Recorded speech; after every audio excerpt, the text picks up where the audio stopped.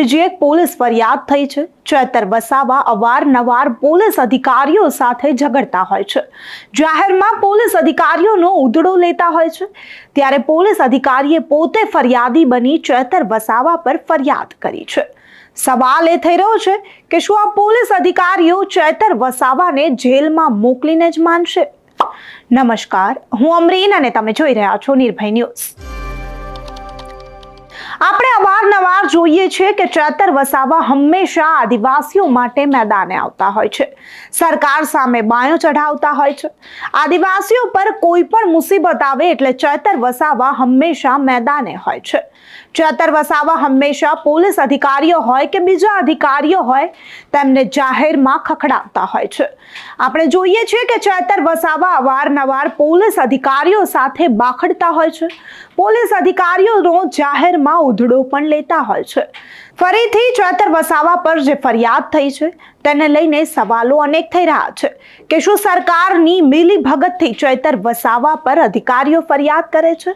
કારણ કે ચેતર વસાવાએ આવા આક્ષેપો કર્યા છે કે નેતાઓ અને અધિકારીઓની મિલીભગતથી મારા પર ફરિયાદ કરવામાં આવે છે, આ મને ફસાવવાના ગતકડાઓ છે। ચેતર વસાવાએ અધિકારીઓએ જે ફરિયાદ કરી છે તેને વખોડતા શું આક્ષેપો કર્યા તે સાંભળી લઈએ। અંકલેશ્વર જીઆઈડીસીમાં આવેલ ડેટોક્સ ઇન્ડિયા પ્રાઇવેટ લિમિટેડ કંપનીમાં ગત તારીખ 3/12/2024ના રોજ બપોરના 12:40 બ્લાસ્ટ થાય છે। ત્યારે ત્યાં કામ કરનાર કામદારના પરિવારનો સાંજે 4 વાગે મારા પર ફોન આવે છે। ત્યારે અમે કંપની પર 4:30 વાગ્યાના અરસામાં પહોંચીએ છીએ। ત્યારે ત્યાંના મેનેજમેન્ટ, ત્યાંના ઉપસ્થિત પ્રાંત અધિકારી, સેફ્ટી અધિકારી અને પોલીસ વિભાગના અધિકારીઓને અમે જણાવીએ છીએ કે કોનું મૃત્યુ થયું છે, કોને ઈજા થઈ છે એની જાણકારી એમના પરિવારોને આપવામાં આવે। ત્યારબાદ 4 લોકોના મૃત્યુ થયા હોવાના નામ સહિતની જાણકારી ત્યાંના યુનિટ મેનેજર અમને આપે છે। એ પરિવારોને અમે બોલાવીએ છીએ। એમની દયનીય હાલત જોઈને કંપનીને અમે માનવતાની રાહે એ પરિવારોને વળતર આપે એવી માંગ કરીએ છીએ। વળતરની જાહેરાત થયા બાદ જ એ ડેડ બોડી અમે સ્વીકારીશું એવી અમે માંગ કરીએ છીએ। ત્યારે કંપની પણ એમના મેનેજમેન્ટ ઓથોરાઇઝ સાથે વાત કરીને એમને વળતરની જાહેરાત કરે છે। બાદમાં પીએમ કરાવીએ છીએ અને એને એ બોડીઓને અમે અગ્નિ સંસ્કાર માટે મોકલી આપીએ છીએ। ત્યારે આ સમગ્ર ઘટનાની જાણ ત્યાંના સ્થાનિક નેતાઓને થતાં એમના પેટમાં તેલ રેડાયું અને આ નેતાઓએ પોલીસ સાથે મિલીભગત કરીને અંકલેશ્વર જીઆઈડીસી પોલીસ સ્ટેશનના પોલીસ સબ ઇન્સ્પેક્ટર એવી સિયાડિયા પોતે અરજદાર બનીને દિન 7 બાદ ગત તારીખે 10ના રોજ મારા પર ખોટી એફઆઈઆર કરી છે। ત્યારે અમે પોલીસ ભરૂચના એસપી શ્રીને પણ કહેવા માંગીએ છીએ, અમે 35 જેટલા વિડીયો જાહેર કર્યા છે જેનાથી એમની ઊંઘ હરામ થઈ ગઈ છે। એના કારણે જ અમારો અવાજ દબાવવા માટે એ આ ખોટી ફરિયાદો કરે છે। ત્યારે એમની આવી ખોટી ફરિયાદોથી અમે ડરવાના નથી। ભરૂચ પોલીસ વિભાગ અને એસપીમાં પાણી હોય તો અમે 35 વિડીયો તમને આપેલા છે, જાહેર કર્યા છે।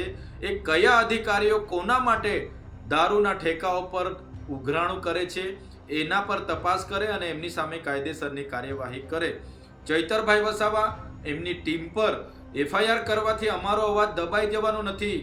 ભરૂચની જનતાનો આ અવાજ છે, સંવિધાનનો અવાજ છે, ભરૂચના કામદારો, બેરોજગારોનો આ અવાજ છે। તમારી એફઆઈઆરોથી અમે, તમારી જેલોથી અમે ડરવાના નથી।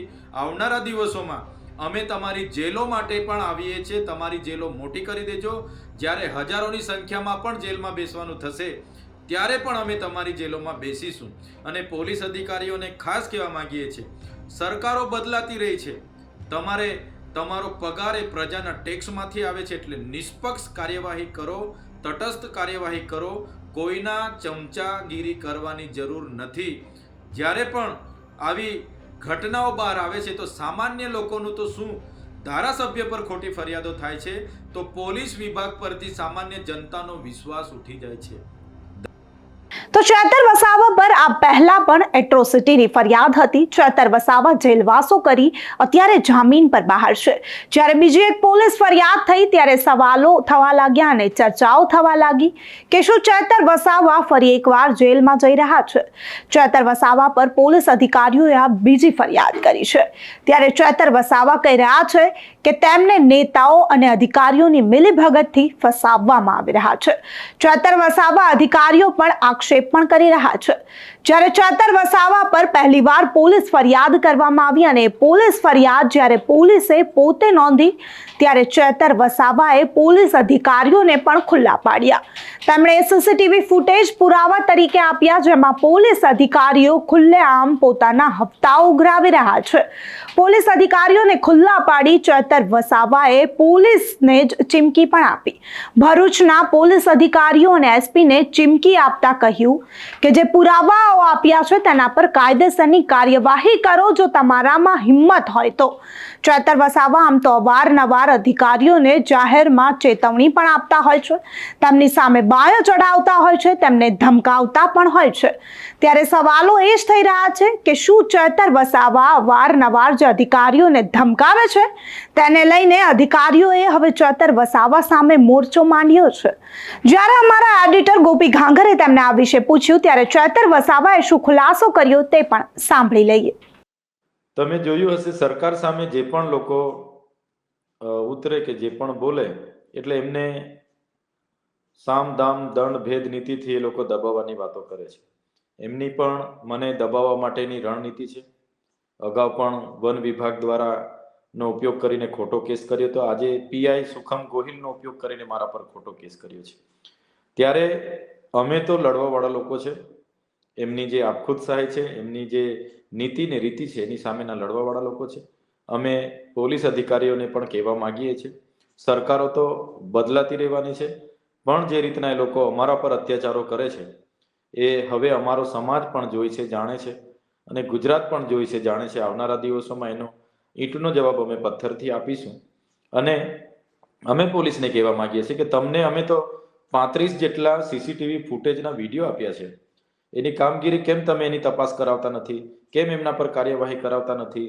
ત્યારે માત્ર ને માત્ર એક જાણે પોતાનો પગાર ભાજપના કમલમમાંથી આવતો હોય એવી કામગીરી જે પ્રશાસન કરી રહ્યું છે, ત્યારે પ્રશાસનને પણ અમે કહેવા માંગીએ છીએ કે સરકારો બદલાશે ત્યારે આવનારા સમયમાં હમણાં તો તમારે જેટલું કરવું હોય અમારા પર અત્યાચાર કરી લો, પણ જ્યારે સરકારો બદલાશે ત્યારે અમે ચોક્કસ તમને પણ તમારી ફાઇલો પણ અમારી પાસે છે એ પણ અમે ખોલીશું. અને આજે જે પીઆઈ અમારા પર ખોટી ફરિયાદ કરી છે એની સામે તો અમે કોર્ટમાં જવાના જ છે.